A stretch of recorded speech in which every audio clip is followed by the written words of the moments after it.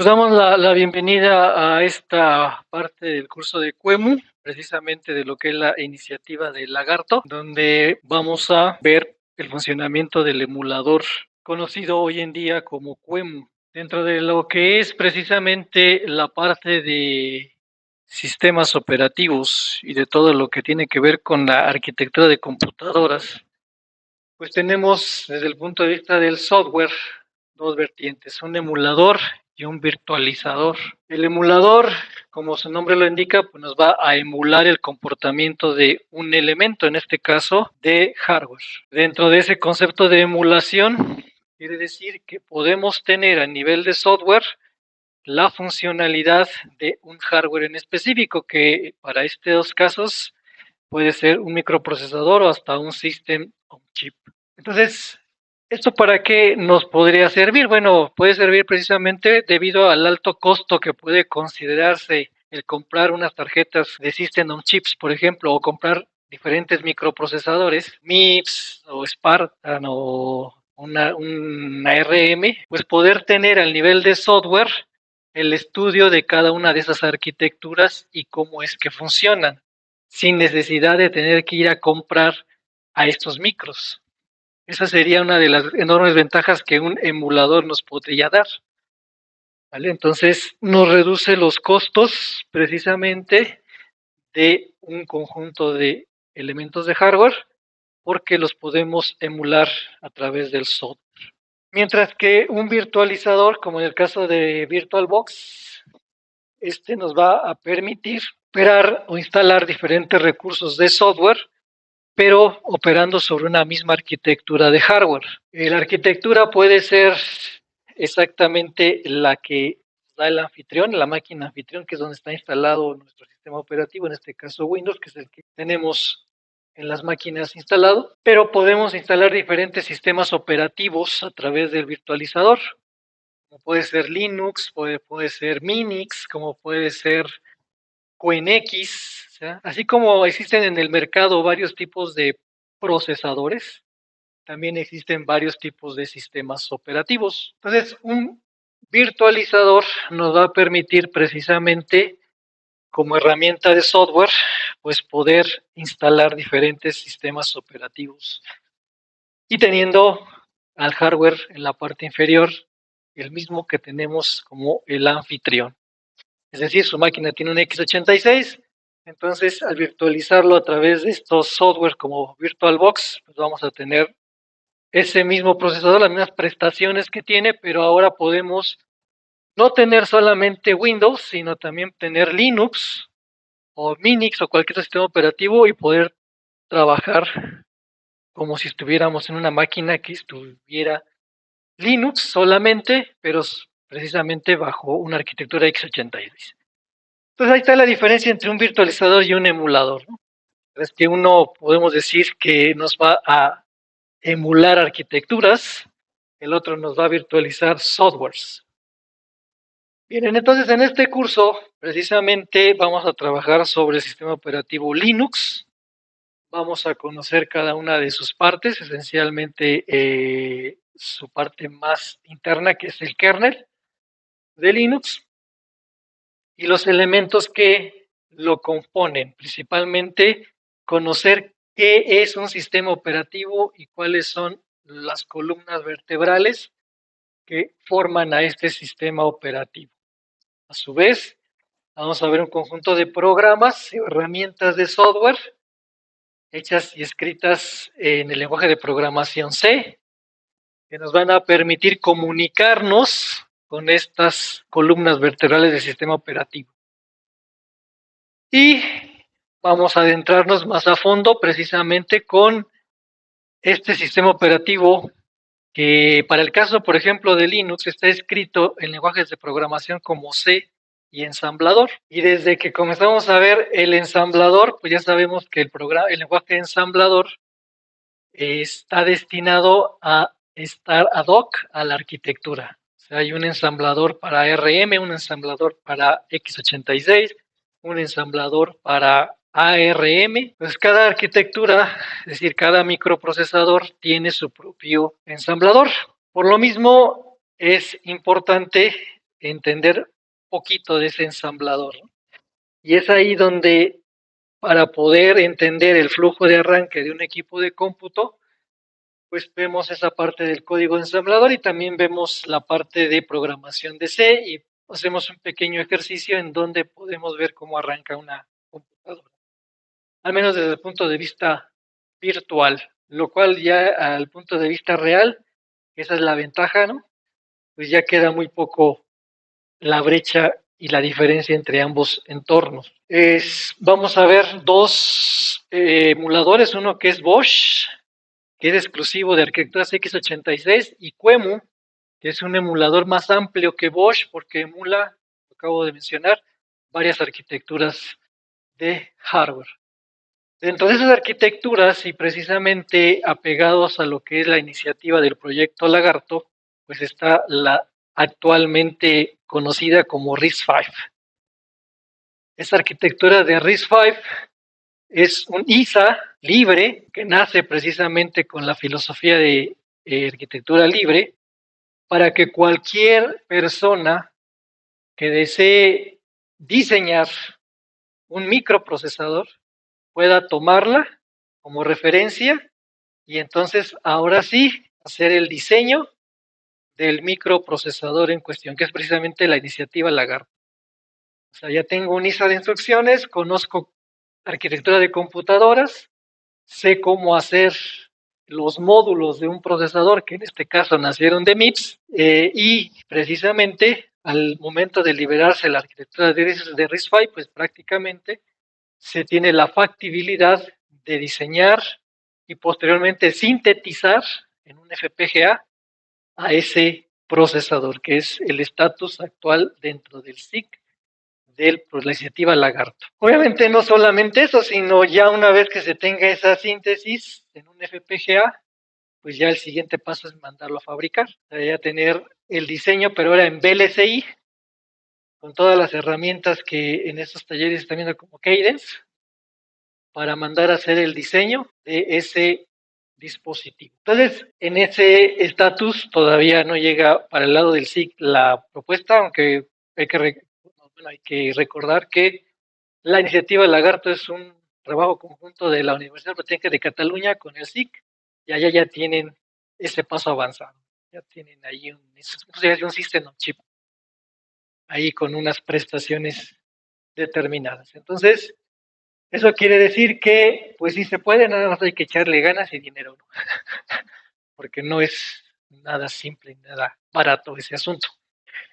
Bueno, pues, y dentro de ese camino, pues obviamente que ese System on Chip y ese microprocesador Lagarto va a necesitar un sistema operativo.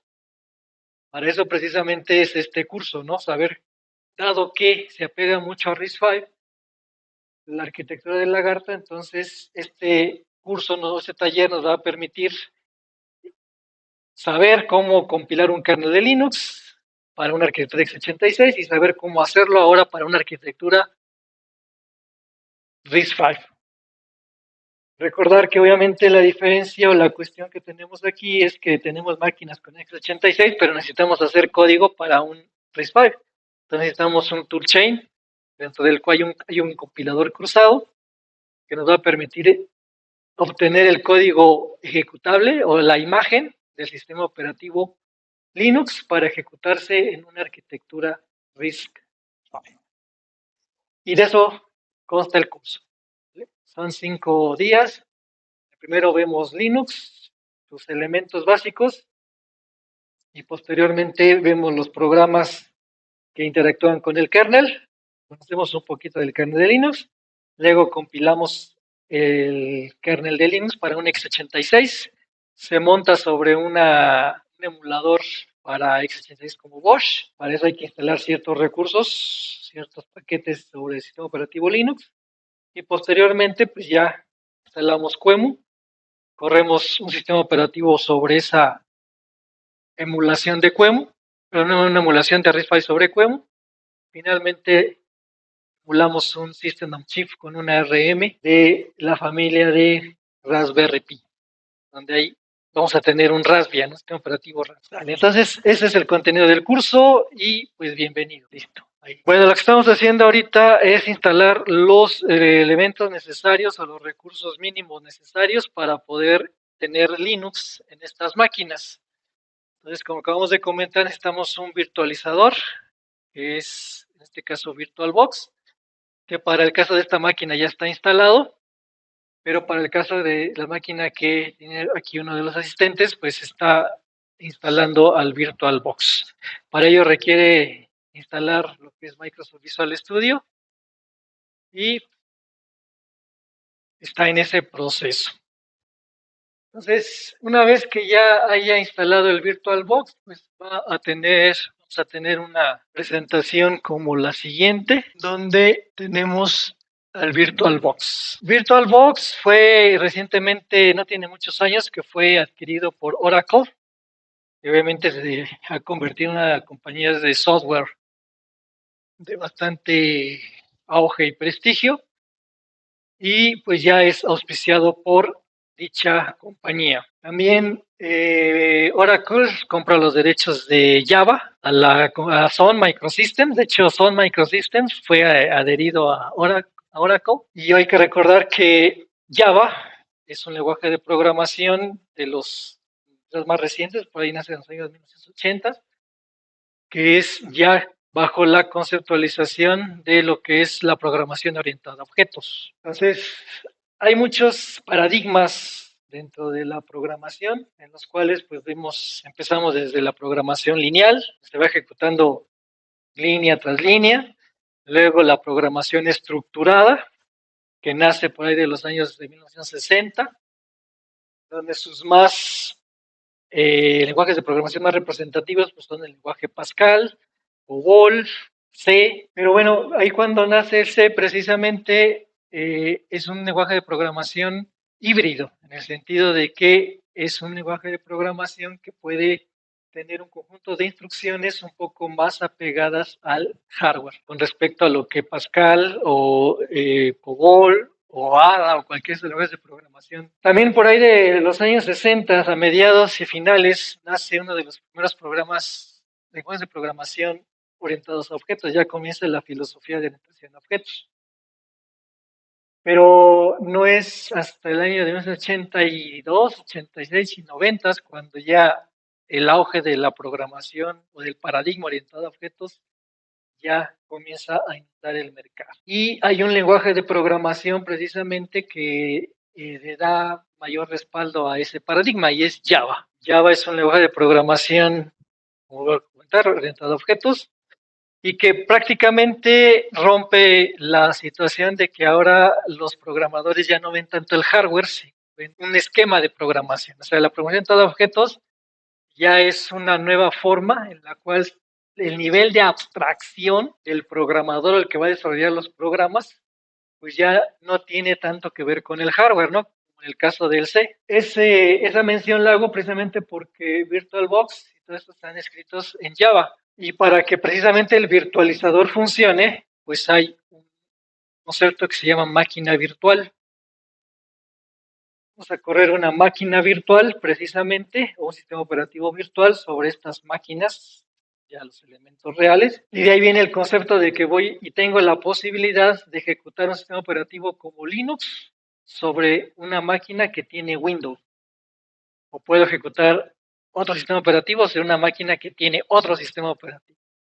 Pero todo eso es gracias a lo que es esa máquina virtual. El auge de Linux, vamos a ver en la historia, pero uno de los puntos importantes de por qué también ver Linux y no otro sistema operativo, aparte de que obviamente va con la herramienta de QEMU, es porque en los teléfonos celulares tenemos un sistema operativo llamado Android o iOS, ¿no? Dependiendo del tipo de sistema de teléfono celular que tengamos. Resulta que el kernel o el elemento central o el corazón del sistema operativo, en este caso de Android, también es Linux. O sea, y arriba, las capas superiores del sistema operativo, como vamos a ver, están constituidas de recursos de Java.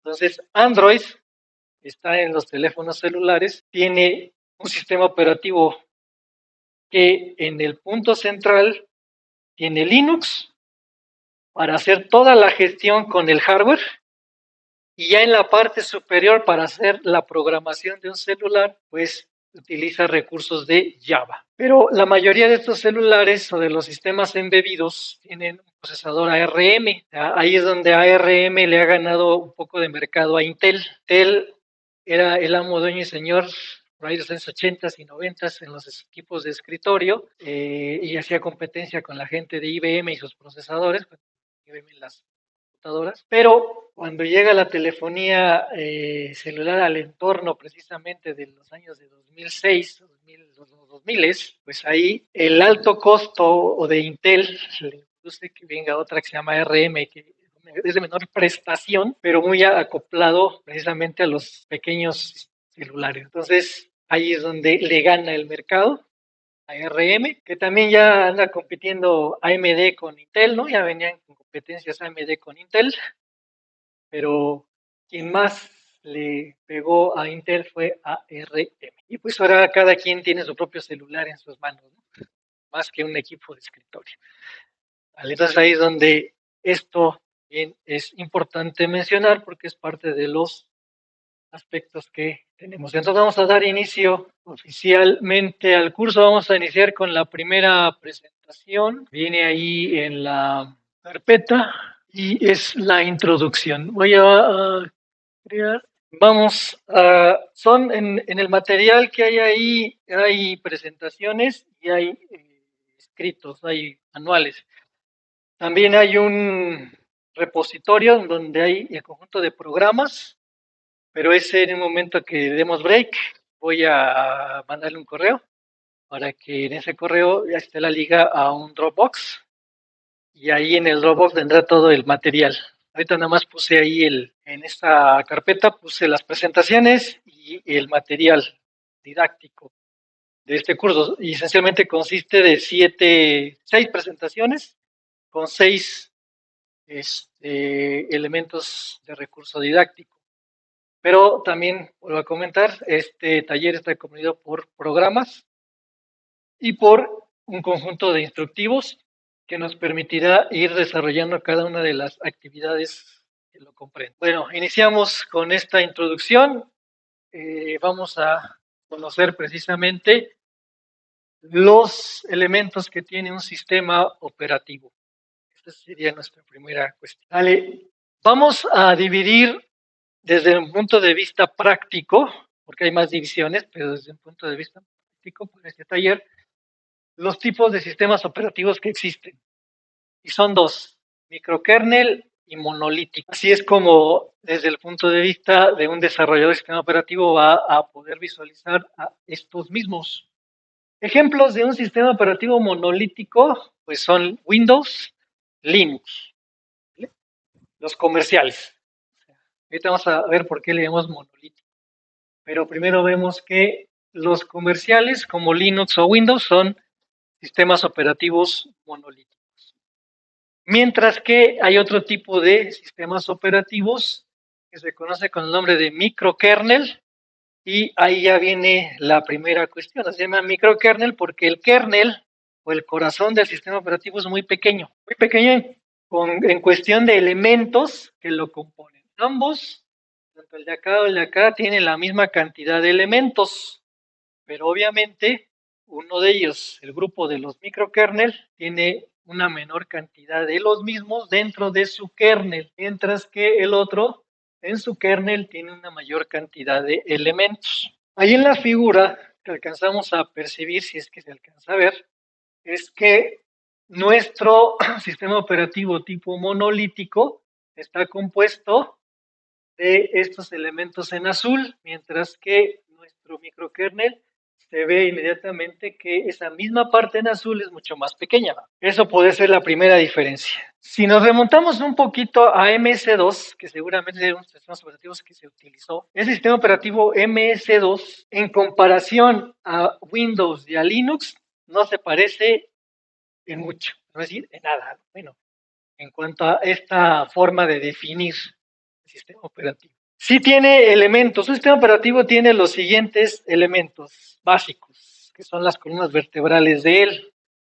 Un gestor de memoria, un gestor de un sistema de archivos, un gestor de procesos y un gestor de dispositivos de entrada-salida. Son los 4 elementos o las 4 columnas vertebrales de un sistema operativo. Y desde el momento en que usamos la palabrita gestor, tenemos esos 4 elementos, pues entonces podemos definir un sistema operativo. Hay 2 definiciones muy básicas, pero importantes de lo que es un sistema operativo. Primero, es un gestor de recursos. Un sistema operativo es un gestor de recursos. Como tal cual recursos, pues los de hardware. Ese sistema operativo que está en los equipos de cómputo, pues es un gestor de recursos.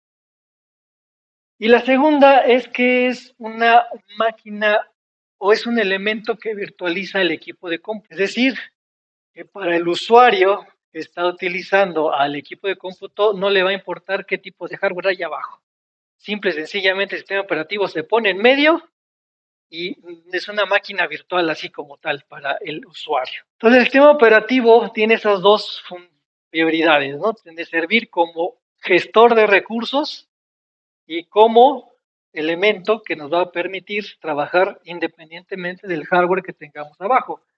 En estas 2 figuras el hardware se ilustra con la parte negra, puede ser cualquier tipo de hardware, el disco duro, el ratón, el mouse, la terminal de video, eso es lo que puede ser el hardware. Mientras que el kernel, el sistema operativo, se ejemplifica con esta franja de color azul y arriba están las aplicaciones de usuario. Okay, o los programas de usuario, el blog de notas, el editor de archivos, el editor de textos, todo eso está acá arriba. Entonces, en medio de esas aplicaciones y el hardware está el sistema operativo. ¿Eso qué quiere decir? Bueno, que el sistema operativo es el que va a controlar a la máquina y las aplicaciones controlan o hacen uso del sistema operativo. Ejemplos de sistemas operativos microkernel, Minix, por ejemplo, es uno de ellos, ¿no? QNX es otro ejemplo. Aunque QNX es un sistema operativo, sí, microkernel, pero de tiempo real, que es la otra clasificación de sistemas operativos. Esos sistemas operativos como Linux o Windows, que son monolíticos, no son de tiempo real. Minix tampoco es un operativo de tiempo real, o RTOS, que hoy le llaman, o Real Time Operating System. Hay otro tipo de sistemas operativos que encajan dentro de eso, que es Real Time Operating System, y que hoy en día en la industria se utilizan mucho porque se requieren de respuestas, además de los recursos de gestión, rápidas. O sea, que la respuesta a una determinada entrada sea lo más rápido posible su respuesta, desde equipos de traslado hasta equipos de comunicaciones. Ahí se requiere que las cosas sean rápidas, o sea, lo más pronto posible. Entonces, ese tipo de sistemas operativos no los vamos a ver aquí, pero sí existen, son los RTOS. Pero independientemente de que sea monolítico, microkernel o RTS, tiene esas 4 pilares. Además de que vamos a ver que hay otros elementos, pero ahorita nos vamos a quedar con esas cuestiones. Adentrándonos un poco más a la parte del monolítico, vamos a ver que este va a tener, se comentó, un gestor de sistema de archivos, un gestor de memoria, un gestor de dispositivos de entrada-salida y el puente de comunicación entre las aplicaciones de usuario y nuestro kernel es algo que se llama System Calls o llamadas al sistema. Ya acabo de comentar hace unos instantes que un sistema operativo como Linux está escrito en lenguaje C y ensamblador. En porcentaje, aproximadamente el 90% está escrito en C y el 10% en ensamblador. Y ese 10% de escrito en ensamblador solamente es en el proceso de arranque del sistema operativo. No hay que olvidar que un sistema operativo es un programa a final de cuentas. ¿Sí? Se convierte en un programa el cual se apropia de la computadora para dar soluciones de gestión a todas las aplicaciones de usuario. Ahora, al ser un programa o un conjunto de programas, pues para que no exista alguna interrelación entre los procesos de usuario y los programas de kernel, hoy en día se divide el concepto, o nace el concepto de modo kernel y modo usuario. Todos los programas que sean de usuario se dice que trabajan en modo usuario. mientras que todos los programas que hacen la gestión de la computadora, del hardware, trabajan en modo kernel. Y eso también es importante porque cuando un sistema operativo se carga a la memoria de la computadora en su proceso de inicialización, pues ocupa parte de la memoria, ¿sí? Y le deja la otra parte a los programas de usuario. De esa manera no chocan en la memoria los programas. Vale, eso es lo que forma parte de esta cuestión. Nosotros vamos a trabajar con Linux, pero Linux tiene unos antecedentes. El primer antecedente está en Unix. ¿Sí? Ese sistema operativo Unix fue creado a finales de los años 60, casi inicio de los 70, para una máquina de PDP-11 en los laboratorios de Bell. Y pues los creadores, precisamente, de tanto el lenguaje C como posteriormente de Unix, ¿vale? Pues son Dennis Ritchie y Ken Thompson. De ahí el famoso libro de C, ¿no? Del lenguaje de programación C, con la C así, blanco y así, pues porque ellos son los autores del lenguaje de programación C, que primero se llamaba B, ¿no? Y después le dieron el nombre del lenguaje C. Al momento de crear ese lenguaje de programación para la PDP 7 y 11, después crean Unix, que en esos tiempos era uno de los auges importantes porque comenzaba a ser un primer sistema operativo que se podía instalar en máquinas, en las famosas mainframes, ¿no? Entonces, en grandes corporativos, y le daba soporte a todo el trabajo de una corporación, y de ahí viene el gran auge de este asunto. Bueno, pero a lo largo del tiempo, Unix se fue haciendo más comercial. O sea, comenzaron a tener varios derechos, varias empresas, que ahorita vamos a ver más adelante, y dejó de ser una opción a nivel de la cátedra, ¿no? De la cuestión de impartir clases, porque al volverse comercial, pues prácticamente no tenemos acceso a muchas partes de él. Aquí en esta figura lo que tenemos es precisamente los elementos que conforman al kernel de Unix y que son la base para los kernels de Linux, por ejemplo. Tenemos de este lado un sistema de control de procesos o la gestión de procesos. De este lado la gestión del sistema de archivos. Dentro de nuestro sistema de gestión de procesos está nuestro gestor de memoria.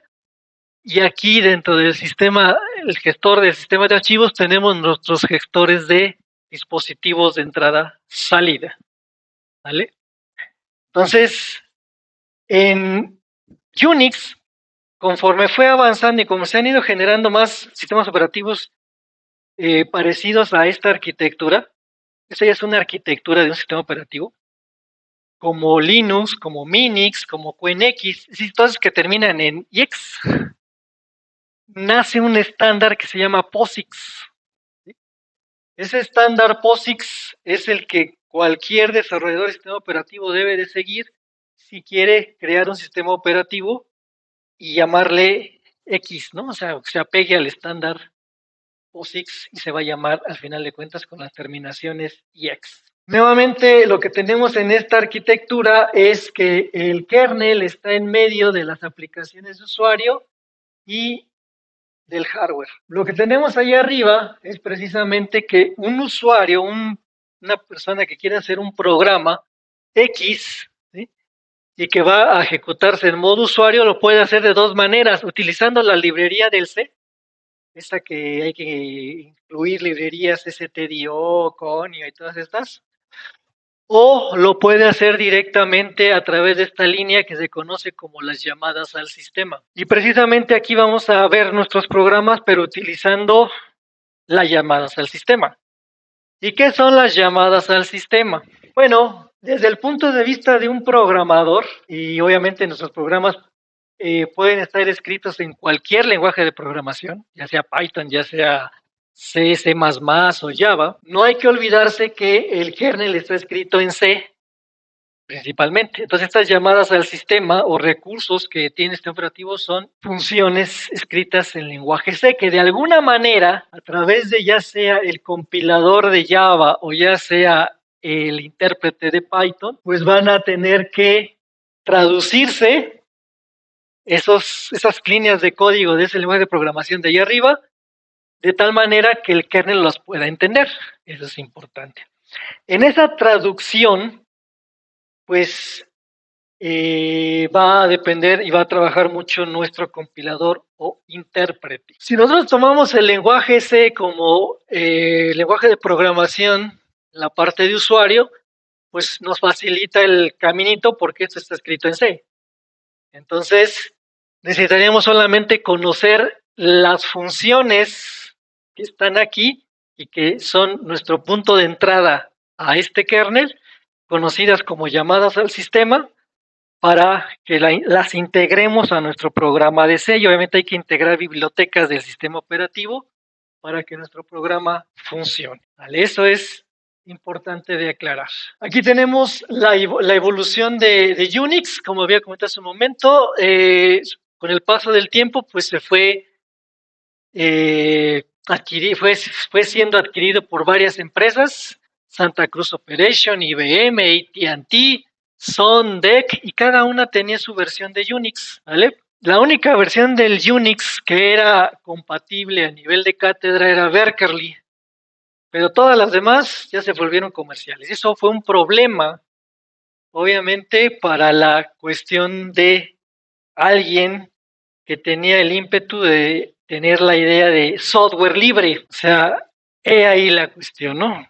Desde que nace la cuestión de la comercialización, hay que aclarar que MS2 nace por ahí de los años 76, 77, 78, y es en el 82 cuando Microsoft lanza su MS2 y domina el mercado gracias a IBM, ¿no? O sea, ahí es donde amarra IBM con Microsoft, o Microsoft amarra a IBM más bien, y explota todo lo que es MS2 gracias a las computadoras de escritorio de IBM o compatibles. Eso es lo que sucedió en el año 1982 con el MS2. Pero bueno, Unix ya tenía su tiempo. El único problema que Unix tenía es que, como voy a comentar, pues como nació para mainframes, a la gente le resultaba un poquito complicado tener ahí un Unix para máquinas de escritorio, que son las que comenzaron a tener auge,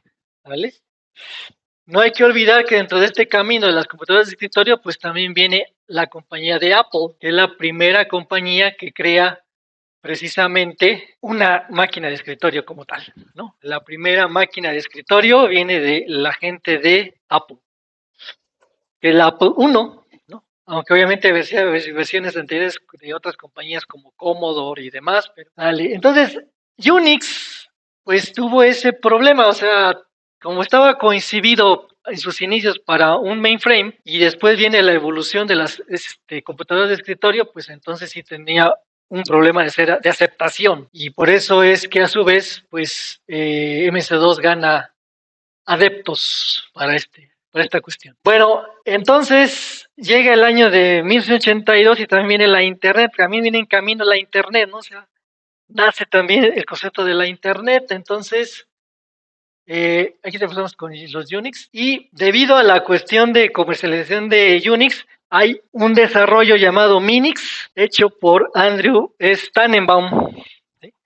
Ese de los libros, ¿no? Del Andrew S. Tannenbaum, que ahorita está trabajando en la Universidad de Holanda, y todavía anda por ahí el profesor Tannenbaum. Crea Minix para ejecutarlo en arquitecturas de x86, en las versiones Intel 8286, principalmente en su versión de Minix 2, y 8088 en su versión de Minix 1. O sea, a la par hay que recordar que están corriendo el hardware, está corriendo el software y están corriendo varios desarrollos al mismo tiempo. Cuando llega la 386, ¿no? Cuando llega la 386, ahí es cuando vamos a ver un momento más, ya más o menos por el año 82, aparece la factibilidad de tener un procesador ya muy diferente y con altas capacidades, muy cercanas a los procesadores que hoy tenemos hoy en día, aunque obviamente hoy ya más ampliados. Pero este sistema operativo de Minix, que acabo de comentar, es un microkernel. Como observan, su arquitectura tiene también un gestor de procesos, un gestor de sistema de archivos y varios elementos adicionales, más la cuestión de los gestores de dispositivos de entrada y salida y el kernel. Como es un microkernel, el kernel nada más está constituido por esta parte, mientras que las partes superiores ya están en modo usuario. Esa es quizás, de hecho, a través de esta figura podemos diferenciar de una manera más pronunciada qué caracteriza un microkernel. Que su kernel, o sea, que nada más está constituido por estas partes, mientras que la parte superior están ya corriendo en modo usuario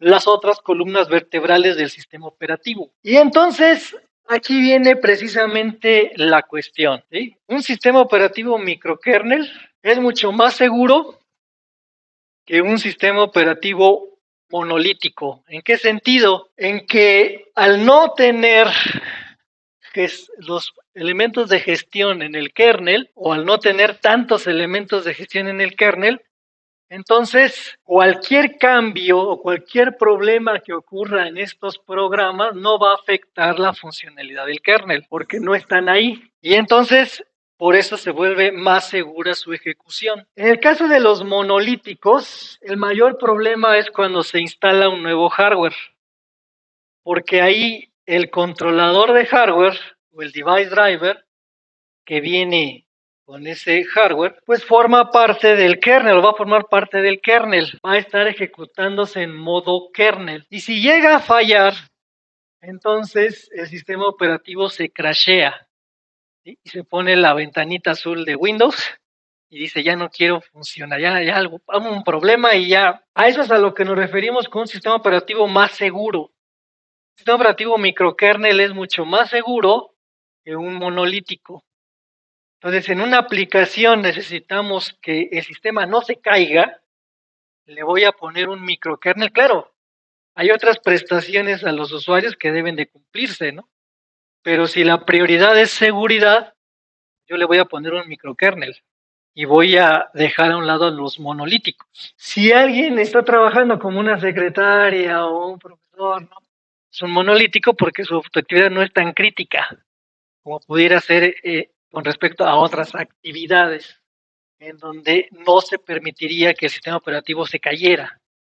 Eso es lo que podría diferenciar a uno del otro, ¿no? Entonces, claro, y además ponemos un sistema operativo en tiempo real, pues es seguro y además la respuesta es rápida. Al igual que sucede en cualquiera de las áreas, las cosas hay que saber para qué sirven y dónde usarlas de la mejor manera posible, ¿vale? En el caso de los sistemas operativos, esto es. Entonces, hay muchas características del kernel de Minix que no vamos a ver, pero obviamente son propiedad solamente de él. Y la otra de las diferencias es que la cantidad de código de un microkernel, es decir, de Minix, son 20.000 líneas de código comparado a las millones de líneas que tiene Linux, ¿sí? Entonces, la cantidad de líneas de código son mucho más pequeñas que las que tiene Linux. Eso sí es otra cuestión importante, de tal manera que entonces sí se puede leer en un curso el código de este sistema operativo, es más digerible. También está escrito obviamente en lenguaje C y ensamblador. Con la limitante de que hoy en día, ya en la versión número 3 de este kernel de Minix, aquí está el doctor Tanneman, un poquito más joven, ¿sí? Ya puede correr sobre arquitecturas ARM, Spark y x86, nada más. Ese mismo. Pero estábamos en el año 82 y viene la internet y viene el 83-86, que fue un boom también en el mercado para las máquinas de escritorio. Y lo que tenía ese 386 era que ya comenzábamos a hablar del pipeline. Lo primero que tiene el 386 es ese concepto de pipeline, una de las tantas cosas, ¿no? Del pipeline, ¿vale? Y hoy en día ya todos los microprocesadores tienen con su pipeline. Lo siguiente y la cuestión también más importante es el modo protegido. Modo real, donde arranca y después conmuta al modo protegido, Y lo que nos va a permitir ese modo protegido es ampliar la memoria del sistema hasta poder abarcar, como era un procesador de 32 bits, hasta los 4 gigabytes de capacidad de direccionamiento y hasta un poco más, dependiendo de cómo utilizábamos esa parte del procesador. Son de las dos cosas más importantes, obviamente también que ya es un procesador de 32 bits, el 8386, y dentro de su arquitectura que ya en lugar de tener un coprocesador matemático adentro, lo tenía ya, bueno, afuera, ya lo se metía el 8386 integrando un microprocesador adentro. Entonces ya las unidades funcionales internas del procesador se incrementaron. Entonces, para esos tiempos, pues era una gran opción tener ese tipo de microprocesadores y había que darle soporte con nuevos sistemas operativos. Obviamente MS2 le dio soporte, pero Minix se quedó un poquito atorado y cuando viene aquí este señor se llama Linus Torvalds. En aquel tiempo era un estudiante de maestría en la ciudad de Finlandia. Agarra el código de Minix, pero lo va a readaptar para que corriera en la máquina de 386 y crea la primera versión de Linux, la Linux 1.0. Pero, a diferencia de las otras, lo hace con la filosofía de ahí está la red, ¿saben qué? Ahí está el código, amplíenlo. O sea, yo hice esta parte, ya llegué a lograr arrancar la de 386 tomando el código de Minix, lo modifiqué, lo amplié y ahora ya corre sobre la 386 y ahí está. Quien quiera ampliarle y jugarle, pues adelante. Bueno, para ese tiempo también había otro actor muy importante que tenía la filosofía del software libre, o sea, como Microsoft pensaba ser un monopolizador del software, ¿sí? Claro que después fue demandado por eso, ¿no? La cuestión de Netscape, cuando viene la demanda sobre Microsoft. Entonces, hay gente, obviamente, en Estados Unidos que están en contra de esas cuestiones del monopolizador del software y crea una asociación de software libre.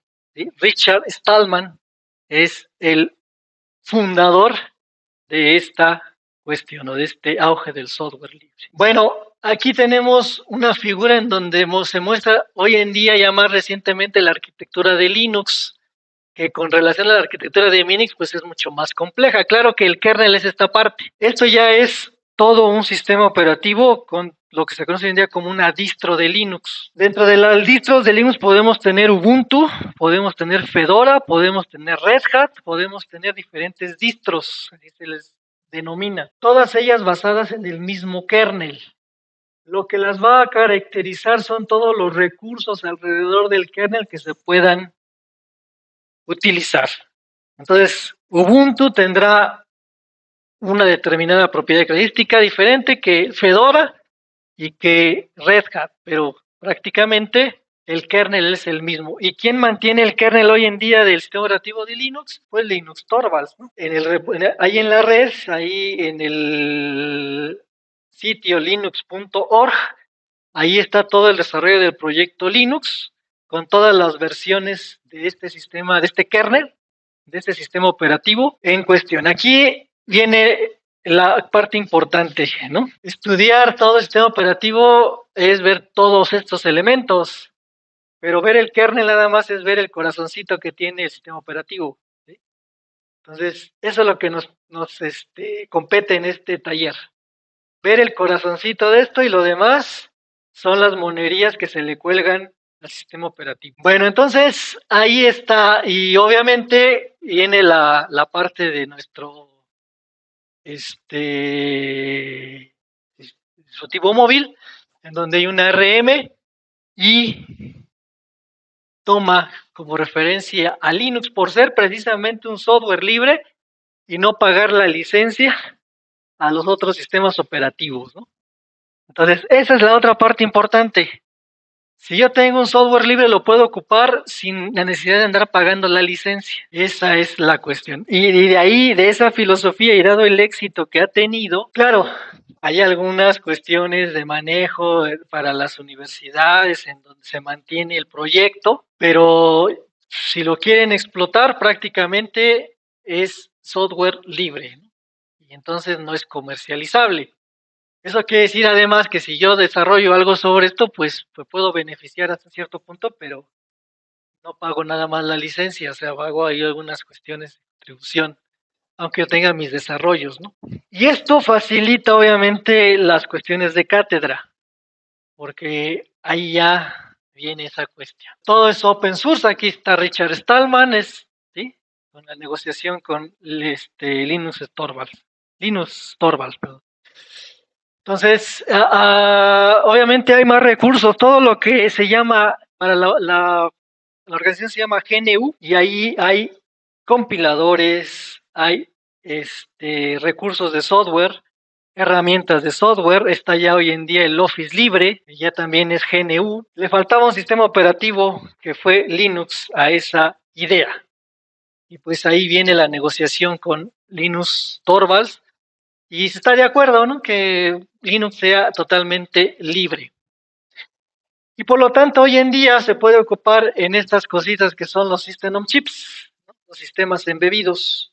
Comprar una tarjetita hoy, una Raspberry o las anteriores tarjetas que salieron previos a la Raspberry. Hoy en día la Raspberry tiene gran mercado y la pueden comprar en cualquier lado, bueno, de electrónica, ¿no? Y le pueden instalar Linux a esa Raspberry, que viene con una versión de Debian. Y entonces eso ha hecho, aparte del celular, aparte de los embebidos y aparte de los sistemas de escritorio, ha hecho que Linux tenga gran mercado, ¿sí? Entonces ya se puede ocupar en cualquiera de estos recursos sin ningún problema. El sistema operativo tiene soporte incluso para la gran cantidad de arquitecturas de procesadores que existen en el mercado, o sea, no solamente en x86, sino en cualquiera, hasta hoy incluso la RISC-V, ¿vale? De lo cual vamos a hablar de esa lista de instrucciones posteriormente. Perfecto, pues esa es la historia del sistema operativo de Linux. Vamos a dar por concluida esta parte. No sé si hay alguna duda, alguna pregunta. Bueno, entonces Ubuntu es una de las distros del kernel de Linux. Puede ser Fedora o puede ser Red Hat. Entonces estamos seleccionando la distro Ubuntu del sistema operativo Linux y con esa distro vamos a trabajar a nivel de la consola principalmente. Tenemos aquí ya el entorno del sistema operativo Linux, ya tenemos montado el procedimiento del día de hoy, pues básicamente fue instalar un sistema operativo Linux precisamente sobre Windows. Para ello pues ya vimos que requerimos el VirtualBox, un virtualizador, pero para echar a andar ese virtualizador se requirió un software que es el Microsoft Visual Studio, ¿no? La versión de Distributable. Hay que recordar que Microsoft, pues aparte de su sistema operativo y de su Office, pues nos entrega una suite de desarrollo de programas, que es el Microsoft Visual Studio, en donde se pueden desarrollar aplicaciones de usuario para el sistema operativo de Windows en lenguajes de programación como C++, J++, Visual Studio, Java y demás, ¿no? Que vienen ahí en la suite. Visual Basic, por ejemplo, también. Todo ello ya con el objetivo de la interfaz, de ser uso de la interfaz gráfica. Hay que recordar que otro de los puntos importantes del boom de los sistemas operativos es la interfaz gráfica, ¿no? El uso de esa interfaz gráfica pues prácticamente le dio auge a los sistemas operativos. Y como anécdota nada más, pues la interfaz gráfica no es ni invención de Microsoft ni de Apple, sino de Xerox. Xerox la tenía ahí guardada y pues después Apple fue quien le vio esa interfaz gráfica. Y de ahí, bueno, pues ya las computadoras, escritorio y demás, hasta nuestros celulares, pues ya todos tienen interfaces gráficas de usuario, en donde no es parte del sistema operativo, precisamente eso es muy importante aclarar, y por eso es que en este curso también nos vamos a remitir al uso de la consola, ¿no? Para tener más interacción con el sistema. Cuando se instalan los sistemas operativos, obviamente, nos pide una clave de usuario. Estos sistemas operativos, como hoy en día Windows, son multiusuario, multitarea, principalmente, ¿no? Entonces, eso de multiusuario nos dice que varios usuarios pueden ingresar al sistema. Entonces, hay alguien, un usuario, que es el administrador del sistema, el que administra todas las cuentas de los demás usuarios. Hoy en día, pues Windows también tiene esa facilidad, de tal manera que si alguien de ustedes tiene una computadora de escritorio en su casa, pues puede ponerle varias claves para que varios usuarios puedan ingresar a esa misma computadora, obviamente en diferentes tiempos. Y pues la gran cuestión es que el administrador del sistema, pues es el que puede instalar software, el que puede desinstalar software, o el que tiene la mayor cantidad de oportunidad de gestionar, en este caso, al sistema operativo. Obviamente los recursos de software que, como ya vimos, a través del kernel manipulan al hardware de la máquina.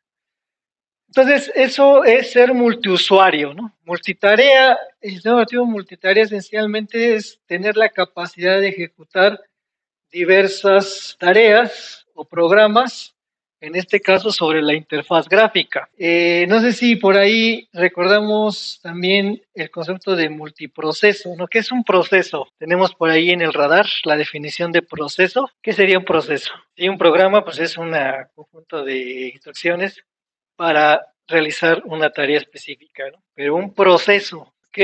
En el concepto de sistemas es una metodología, ¿no? ¿Ok? Técnicas o formas, sí. Eso es lo que consideramos como un proceso o tareas, ¿no? Pero aquí, en los sistemas operativos, a esa parte de proceso le vamos a denotar de la siguiente manera. Todos sabemos hacer el programa del Mundo, ¿no? En lenguaje C, claro, ¿no? De programación. Cuando se usa el editor, pues obviamente se introducen las líneas de código para que nuestro programa las ejecute posteriormente. Después, ¿qué hacemos? Pues guardar ese programa y se convierte en un archivo almacenado, un archivo fuente. Pero después, ¿qué requerimos de un compilador? ¿Para qué? Para que nos genere un archivo ejecutable que se pueda, como su nombre lo dice, ejecutar en el equipo de cómputo. Una vez que ya está eso, pues ¿qué tenemos que hacer? Pues ejecutar ese programa, ¿no? Entonces aquí lo que voy a hacer es exactamente ese conjunto de pasos descritos hace un momento sobre Linux. ¿Cómo le tenemos que hacer?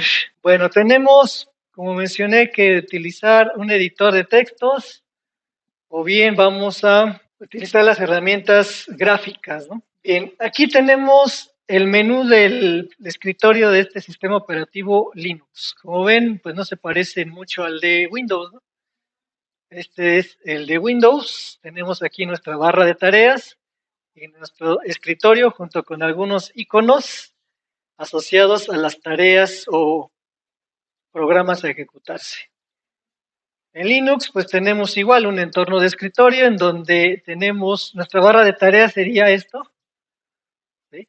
Aquí tenemos un navegador, tenemos un explorador de archivos, una aplicación llamada Rainbox, un gestor de correos, LibWriter, ¿no? Ese es ahora sí que el Office libre, y un gestor de paquetes o de programas, junto con un icono de aplicaciones. Es solamente un gestor de aplicaciones. Aquí tenemos, al darle clic a esta parte de nuestro gestor de aplicaciones, pues todo el conjunto de aplicaciones que tenemos. Si yo instalo algún programa, automáticamente aparecerá en estas aplicaciones. Entonces, el término de aplicación, tarea o programa, podemos, aunque pareciera que no es lo mismo, de hecho no es lo mismo desde una puesta formal, pero ya en estos entornos se ha vuelto con muy poca diferenciación.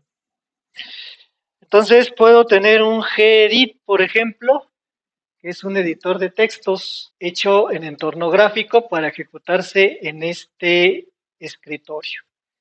Y aquí tenemos el gedit. Entonces yo puedo hacer ya mi programa de Lola Mundo. Aquí la única cuestión es obviamente nuestros teclados, que si no quedó bien configurado, pues vamos a tener ahí un pequeño problema y vamos a escribir nuestro programita. Entonces, como mencioné, la página de kernel.org tiene la versión del kernel de Linux. Entonces, aquí lo que tenemos ya es esta presentación donde tenemos un About, Contact Us, Releases, Signatures y demás opciones.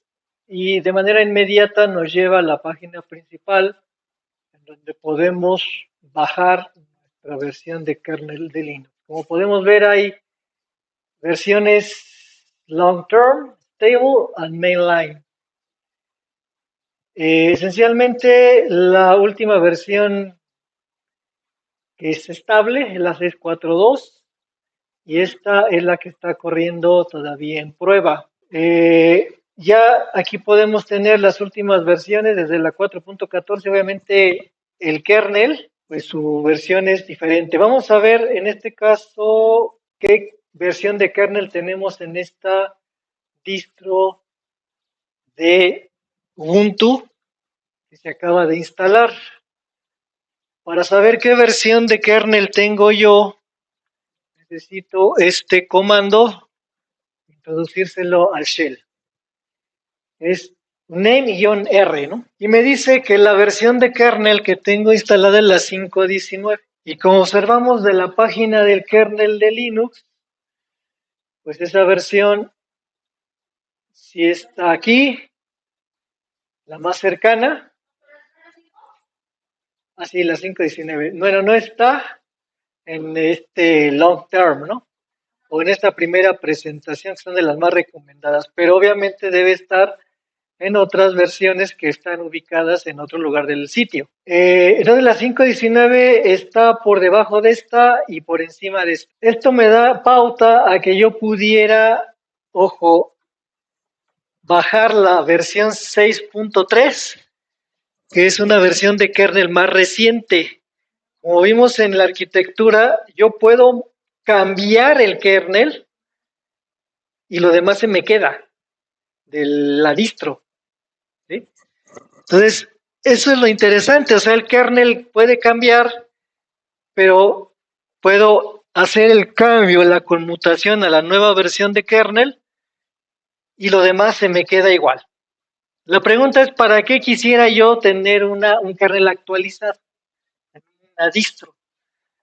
Bueno, muy simple, porque a veces estas nuevas versiones de kernel ya le dan soporte, por ejemplo, a controladores de impresoras 3D, que la versión de kernel a lo mejor no les daba.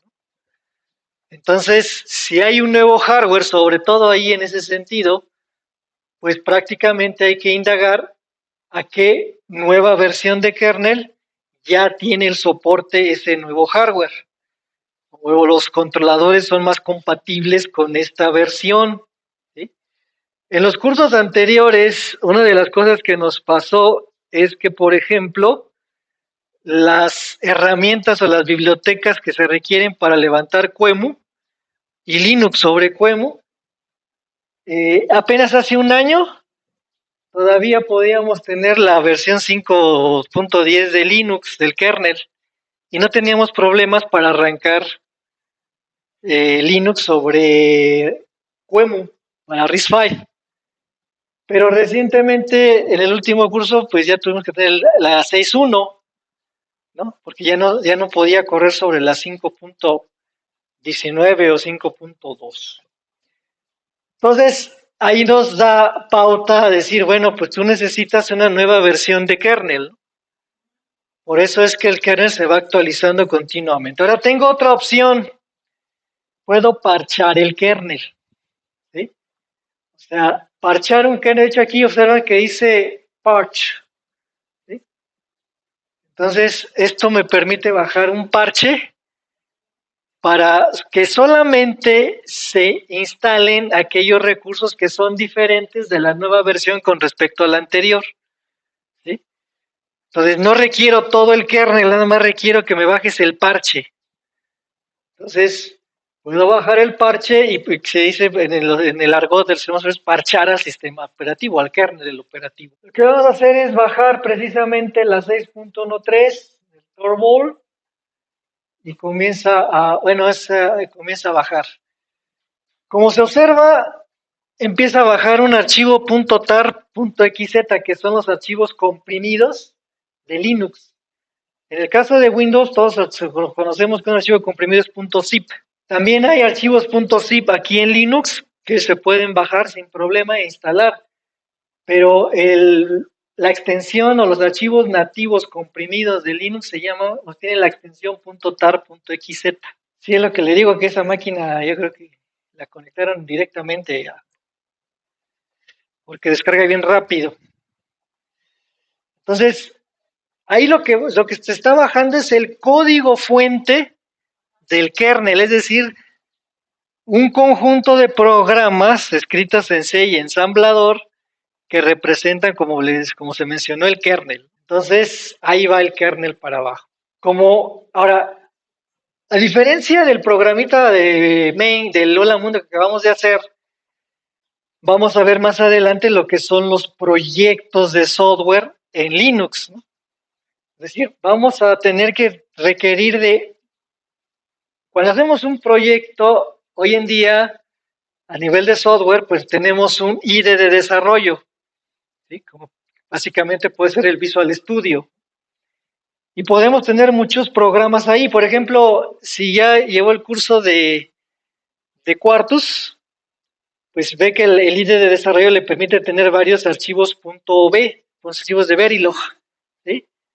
Y todos ellos conforman el proyecto. Entonces, todos ellos conforman el proyecto de Lagarto, de X cosa, pero es un conjunto de archivos de Verilog .v, quizás con algunos otros demás archivos. Lo mismo pasa cuando, por ejemplo, en una interfaz gráfica, alguien quiere hacer un programa para una interfaz gráfica, ¿no? Para un editor de textos tan simple como el Gedit que acabamos de ver.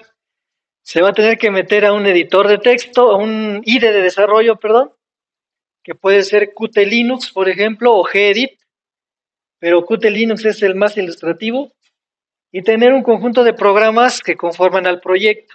Bueno, para el caso de los programas en C que se hacían hace mucho tiempo sobre la consola, como acabamos de ver, hay una herramienta que se llama, recuerdo el nombre, se llama Make.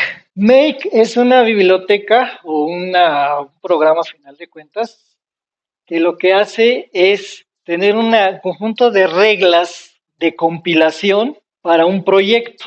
Ese proyecto de desarrollo de software está constituido por varios archivos .c o .h, ¿no?